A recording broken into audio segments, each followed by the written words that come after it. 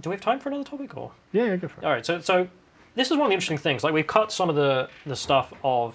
So the Equalities Minister for the Conservatives, basest woman alive, in my view. So she's from, I can't remember which African country, but West Africa. Let me pull up your article about it. Yeah, so she came out and just said, no, critical race theory is an evil racist ideology, and we're not going to be, we don't endorse it, we don't think it should be taught, all the rest of it. Now, I don't know what action she's taken. I think just within the Equalities Department, it's now banned. I don't think in the education or in the Parliament in general.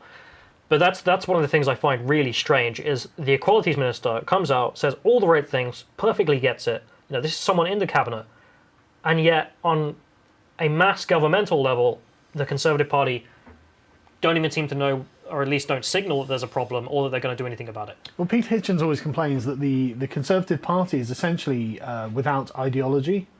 He always complains about this, because this leaves them kind of rudderless and unable to properly articulate why they object to things. And That's a great way of putting it.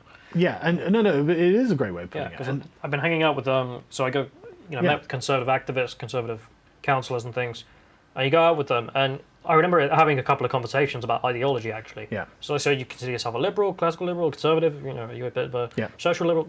Nothing from almost blank anyone. stares. Yeah, the continual response I got from most of them, there are some in there who absolutely get it. I mean, the candidate we were canvassing for absolutely got it, but most of them had the opinion that not really important at all. What's important is when I'm in the seat, just do what works. Do what works here. In the terms of monetary issues, so buses or things like this. But if you don't have an ideological viewpoint in which to approach these things, don't let it overshadow what's of true. Course, yeah. Don't be a zealot. Yeah, but also don't let the opposition just run away with nonsense and have no way of countering it. You need to know how to counter the stuff. Well, that's the thing. The Black Lives Matter founder who said that they're trained, heavily trained in ideology and they're Marxism. They do this for a reason, because this is about subversion. And if you don't know what to look out for ideologically, then you'll be using all of the opponent's language. You're open to attack. You're totally open, yeah, exactly. And the very framing in the language, I mean, one of the things we've got to start trying to reject is their language. I hear people that I know, and who are much further right-wing than I am, but they still use terms like, oh, we're the neo-reactionaries. It's like, who made that word up? Why are you... That was made up by left-wingers. The word reactionary. Yeah, the use of the word reactionary as a political label is made up by the radical left-wingers to describe traditionalist forces. And so the people on the right should be saying, well, we're traditionalists. We're interested in hearth and home and patriotism and the good things about the country that we've inherited. No, you're a reactionary. It sounds bad because it's deliberate.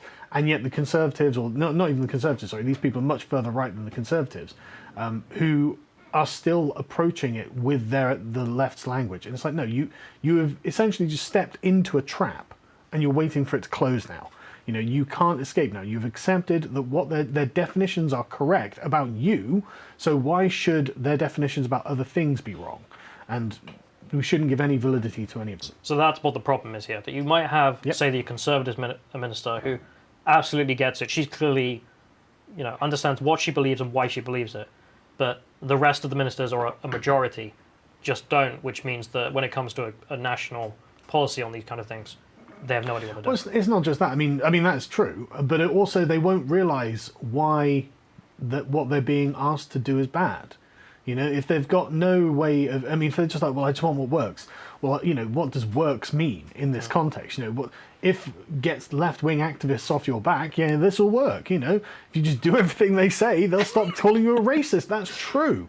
But what will it do? There will be other consequences from this. And you're talking about the sort of tenor of the civilization in which you live. It becomes racialized. It becomes power politics focused, because all of critical race theory, the legitimating factor is power. It's not anything else.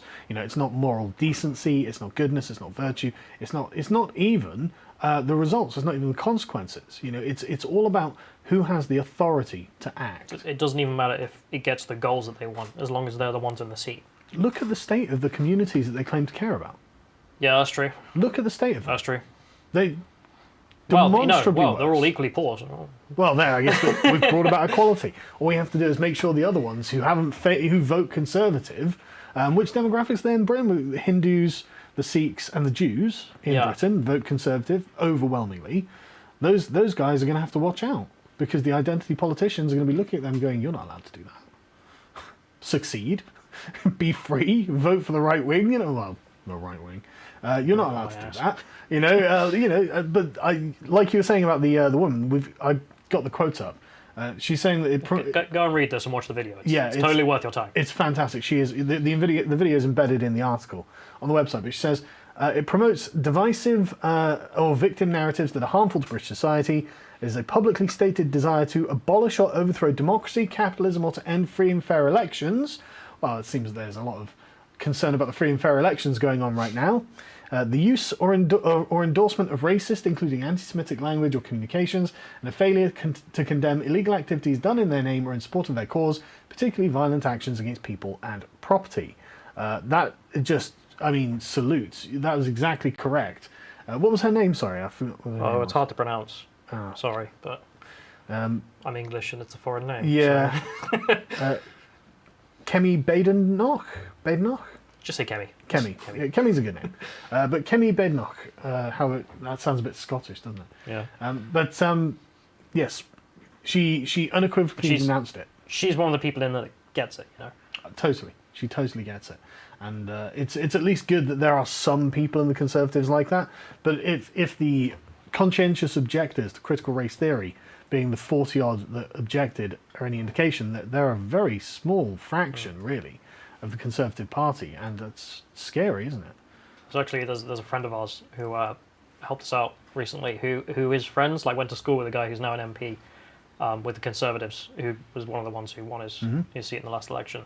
And he's told me about the conversations he's had with him, and apparently he's very, very black-pilled about the party because he's just like, God damn, they're all cucks. They're all... he's endlessly just ranting and raving about the fact that, I'm standing up to this and no one else is backing me, and when I talk to them about it, they just blank slate. I don't want to talk about that. I want to talk about the economy. Yeah, I want to talk about tax policy. It's like, oh... Right, where's this country going to be in 20 years if we just talk about tax policy?